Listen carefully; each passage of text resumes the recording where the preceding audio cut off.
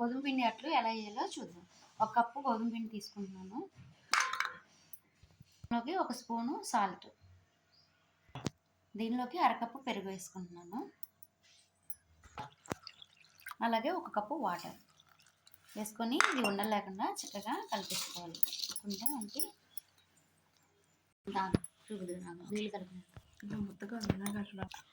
మనకి 1 కప్పు పిండికి అరకప్పు పెరుగు, 2 కప్స్ వాటర్ పట్టిందండి. ఇది కలుపుకున్నాక దీనిలో 1 స్పూను జీలకర్ర వేసి బాగా ఇలా 5 మినిట్స్ కలపండి. ఒక పావు స్పూన్ అంటే ఒక చిటికెడు సోడా ఉప్పు వేసి బాగా కలిపేసుకొని దీన్ని ఒక 15 నిమిషాలు నానబెట్టుకొని పక్కన పెట్టుకున్నాం.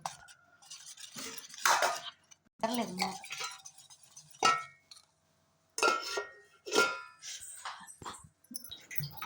పెన్నం వేడెక్కాక ఈ విధంగా వేడెక్కాక మనం పలుచగా వేసుకోవాలి. ఈ విధంగా పలుచగా వేసుకొని ఈ విధంగా తిప్పుకొని ఈ విధంగా ఆయిల్ వేసుకొని కాల్చుకోవాలి.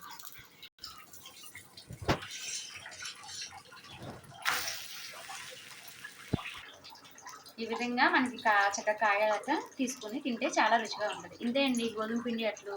ఈ వీడియో మీకు నచ్చినట్లయితే లైక్ చేయండి. మా ఛానల్ని కొత్తగా చూసినట్లయితే సబ్స్క్రైబ్ చేయండి. Thank you to all.